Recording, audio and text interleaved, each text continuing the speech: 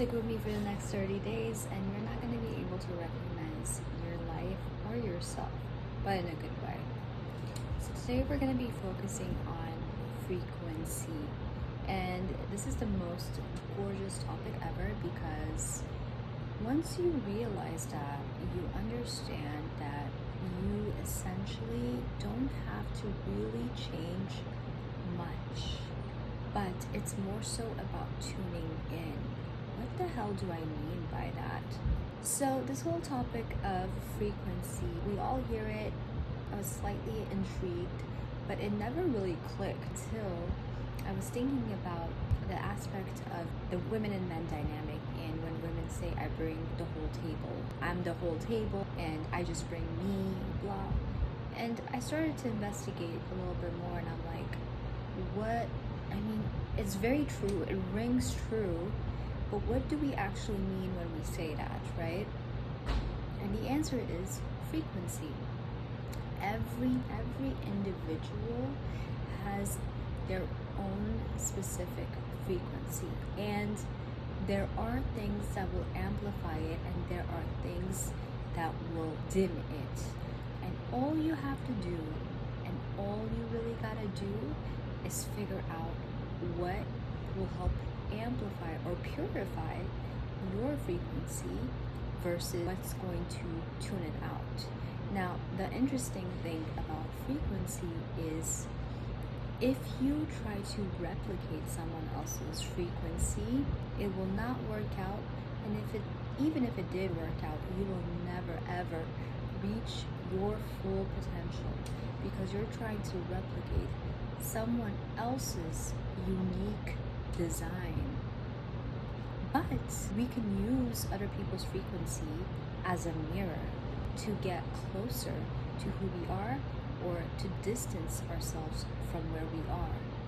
And one of the things you can take away from this is, for example, we've all been through this. You have a conversation with someone, and by the end of the conversation, you either feel drained or you either feel closer to your own truth. People do that, right? Or you feel distant from it. And why is this all related to manifestation and quantum leaping and creating a new life? Because the secret is in figuring out and tuning your frequency, and that's how things just come to you, which is interesting, strange, weird, but is it really interesting? I think the strange thing is thinking that we have to work our asses off in order to get what we need.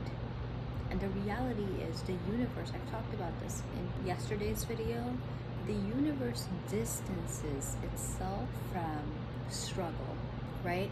If you are working towards something and it's not coming to fruition, it's because the universe is saying, hey, hello, there's an easier, shorter path that has been laid out for you, but you're not willing to see it. And that is why it feels like you're going uphill. What are some of the things that you could do to amplify your own frequency? Mirror work is such an interesting thing, and I mentioned this in other videos. It collects your own frequency back to yours, and you become, it's like people don't have a choice but to respond to you. And one of the interesting things that happens is you might have people coming to you and saying, I don't know what it is, but I feel drawn to help you. Or I don't know what it is, but I'm feeling compelled to tell you this. And that's because you have already sent out a signal. Your signal is clear and strong. And when your signal is clear and strong, people have no choice but to respond to it. Speaking of freaking signal, you know what clears up your signals? Making sure when you have romantic dynamics or even friendships, not allowing yourself to compromise your frequency. Do not compromise your frequency. You can use people as a sounding board to see if you're going in the right direction or not.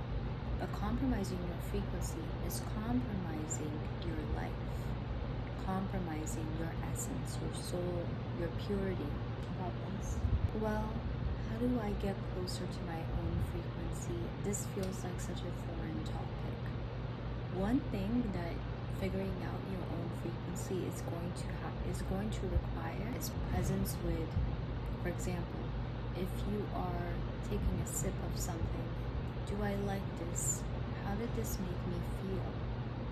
When you're moving, when you're going about, when you're dressing, the textures that you feel, you're going to have a love affair with your senses and constantly waiting for feedback from your senses about if this is bringing you closer to your essence and if it's not.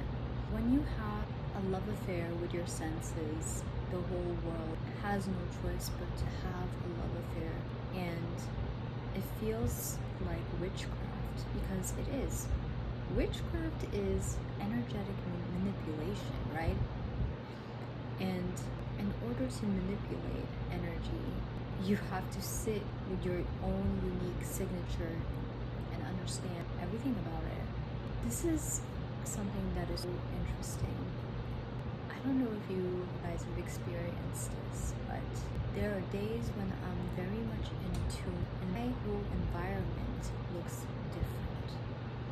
I can be in the same place and what I'm viewing changes. It's so funny. Yesterday I was so in tune with Lisbon that I came back to my apartment and it felt like I was in Lisbon already. Following curiosity, following excitement will bring you closer to your own unique frequency. Now, once you figure out that frequency, then what, right?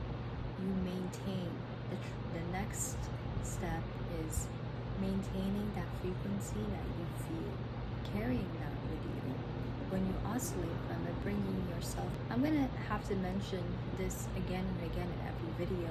That's why I recommend doing the energetic alignment exercise that I had suggested in the prior video. I will suggest it in every video because it finds its way back to every conversation. So if you're able to maintain your own frequency for the longest time, then your reality bends because it has no choice. It has no choice but to bend to your frequency that you are not only demanding, but the frequency that you have delivered as the purest form. What happens is when you get closer to the purest form of your frequency, the other illusions that are there have no choice but to bend as well because they are no longer the truth. But your focus on the illusion will give a power to the point where it overpowers your frequency and you're no longer able to distinguish between what is what.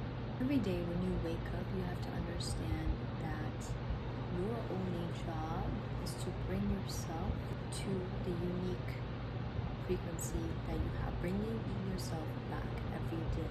And that's discipline. I thought discipline was sobriety. I thought discipline was quitting cigarettes. That's also discipline. I'm very proud of myself. But this is another level. Completely ignoring what is in front of me and solely relying on my internal mirror of what I believe the truth is and bringing myself back every time I move from that shift. That is discipline.